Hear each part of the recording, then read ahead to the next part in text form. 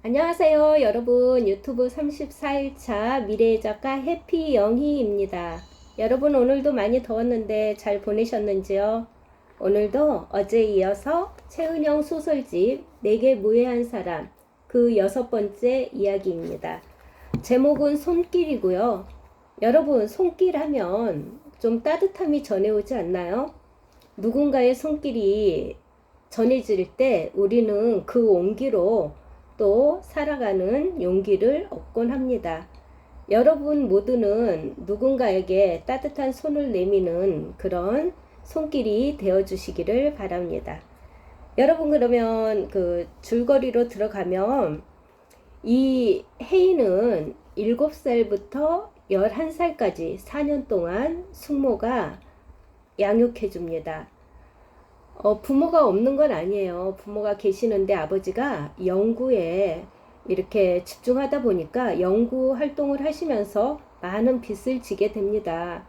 그래서 그 빚을 책임지고 엄마가 일을 해요. 엄마가 그 빚을 떠안고 빚을 갚아 나가면서 생활을 책임지다 보니까 어린아이 혜인을 돌볼 시간이 없습니다. 여러분, 만약 여러분이 어린 시절에 부모님이 이렇게 여의치 못해서 이 집 저 집 떠돌아다니면서 자랐다고 한번 생각해 보세요. 얼마나 서럽고 또 눈치 보며 살았을까 싶잖아요. 그런데 혜인은 전혀 그렇지 않습니다. 숙모가 양육할 당시의 나이가 갓 20 겨우 넘은 나이였어요. 아주 어린 나이였는데 삼촌과 5살 차이가 나고 삼촌과 아주 사이가 좋은 그런 집안이었습니다. 삼촌과 숙모 사이에는 아이가 없었고 또 숙모가 어린 나이에도 불구하고 삼촌과 5살 차이가 나는데 이제 뭐 말을 트고 지내고 반말을 하고 이러다 보니까 시댁 어른들 눈에는 예쁘게 보이지 않는 거예요. 그리고 애도 생기지 않고 이러다 보니까 시댁 식구들은 이 숙모를 다 같이 단합해서 뭐 좀 뭐라고 할까요? 험담을 한다고 할까요? 험담을 하면서 이렇게 싸잡아 매도합니다. 그런 거를 본 혜인은 생각을 해요. 당신들이 숙모와 삼촌이 얼마나 사이가 좋고 재밌게 사는지를 몰라서 그런다. 당신들이 그렇게 살아보지 않았기 때문에 두 사람을 이해할 수 없다라고 어린 마음에도 생각을 합니다. 삼촌과 숙모는 평상시에 서로 웃기지 못해서 안달이 난 사람처럼 서로가 즐거운 그런 말이 오가면서 항상 집안 분위기가 좋습니다. 뭐 말로 뿐만 아니라 뭐 방귀로 이렇게 대화를 할 정도로 그렇게 스스럼 없이 재미있게 지내는 집안이에요. 그러다 보니까 혜인이가 눈치를 볼래야 볼 수가 없죠. 혜인이를 사랑하고 예뻐하고 보듬고 양육하는 그런 숙모였기 때문에 혜인에게는 숙모가 정말 큰 존재였고 혜인에게 있어서는 숙모는 대단한 사람이었습니다.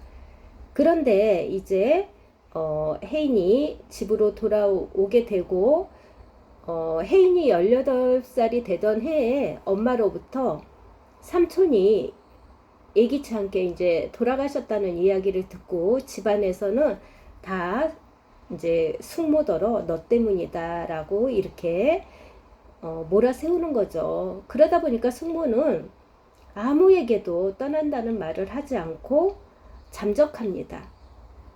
그런 이야기를 엄마로부터 들어요. 그러니 혜인은 그때 그 심정이 어떻겠어요? 배신당한 느낌, 나에게까지 이제 널 볼 수 없어 그 한마디 못해주고 떠났다는 그 서운함, 그런 게 가슴에 사무칩니다. 그렇게 이제 시간은 흐르고 가슴속에 남아있지만 시간을 잊고 이제 대학교를 다녀요. 대학교를 다닐 때면 항상 숙모와 함께 한강을 넘었던 그런 추억, 또 숙모를 따라서 다닐 때마다 얘 누구야 하면 조카야 이렇게 소개했던 그런 추억들이 하나하나 떠오릅니다. 그럼에도 불구하고 잘 견디고 이제 대학을 다니는데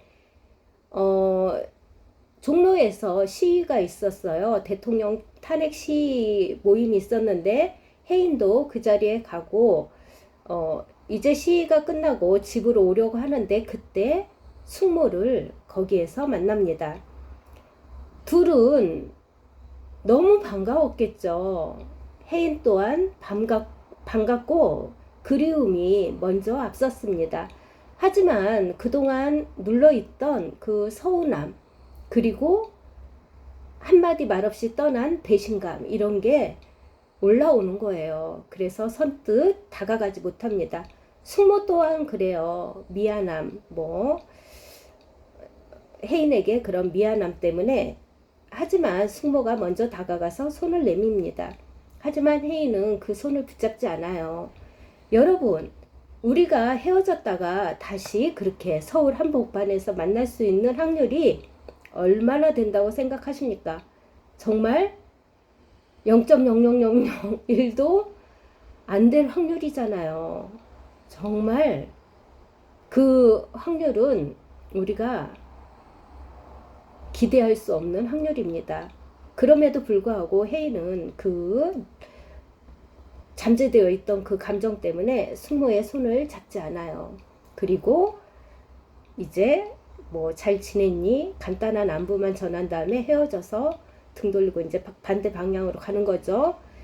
그러다가 혜인은 몇 걸음 걷다가 생각을 합니다. 아, 내가 이렇게 헤어져서 가면 그 얼마나 많은 후회를 할까. 그 후회할 확률은 100%였던 겁니다. 그래서 되돌아서 숙모에게 달려갑니다. 그리고 자기의 명함을 건네줘요. 그리고는 옵니다. 숙모는 밤에 메시지를 보냅니다. 만나서 반가웠다 구구절절 하죠. 그렇지만 혜인은 읽기만 하고 답장은 보내지 않습니다. 숙모는 매일 메시지를 보냅니다. 그리고 어느 날은 이렇게 혜인아, 너가 읽어주는 것만으로도 숙모는 충분해. 그렇게 이야기를 하죠. 그리고도 메시지를 보내지 않습니다.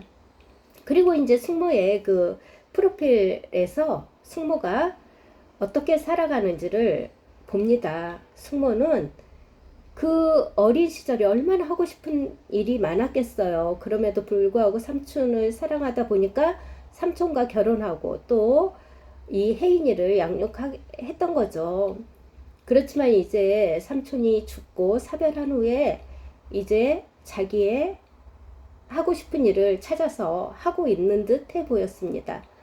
그런 숙모가 다행이다 싶었어요. 숙모는 밴드 동아리에서 밴드를 하면서 자선 공연을 하고 있었습니다. 거기에 이제 몇 월 며칠부터 언제까지 자선 공연을 어느 카페에서 한다고 써 있어요.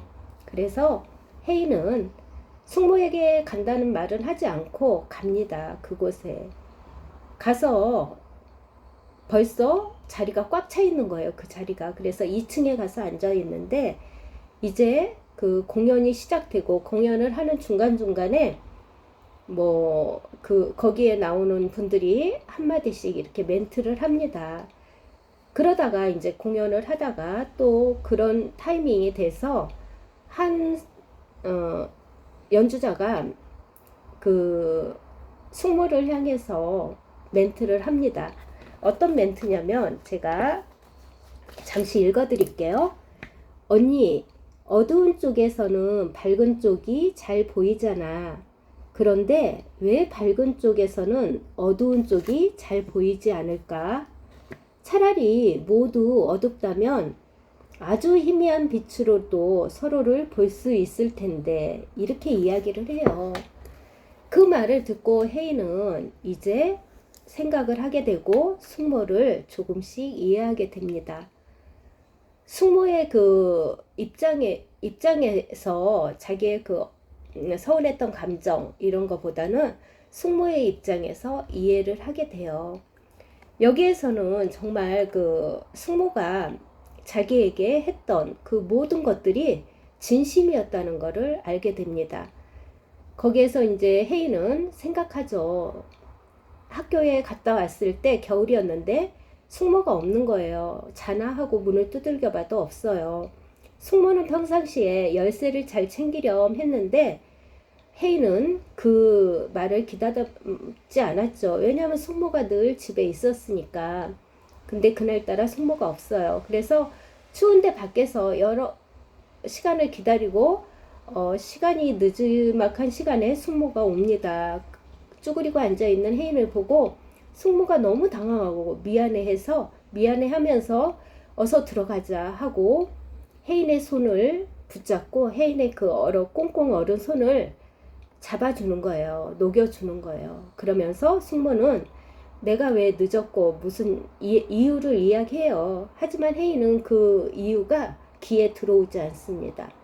왜냐하면 숙모의 그 따뜻한 손길이 혜인에게는 그것만으로도 충분했거든요. 여러분, 이 따뜻한 손길, 이거는 잊을 수 없는 거잖아요. 그쵸?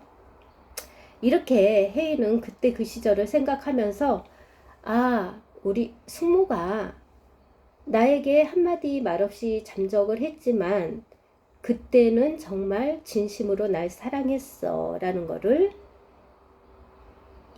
깨닫게 됩니다. 그래서 이 혜인은 이렇게 그 숙모를 나에게만큼은 말을 하고 떠나야지. 내가 그러니까 숙모에게 나에게 숙모는 어떤 존재인지 숙모가 빤히 알면서 나에게까지도 안 하고 갔다는 그런 상처 때문에 숙모를 용서하지 않으려고 했는데 이제 하나하나 되새겨 보니까 숙모의 진심이 느껴졌던 거죠. 그래서 이해하고 이렇게 한 뼘 성장하는 어른으로 나간다는 그런 이야기입니다. 여러분 어떠셨어요? 이야기가 따뜻했나요? 여러분, 우리가 이 타인을 사랑하고 돌본다는 거 그거 쉽지 않잖아요.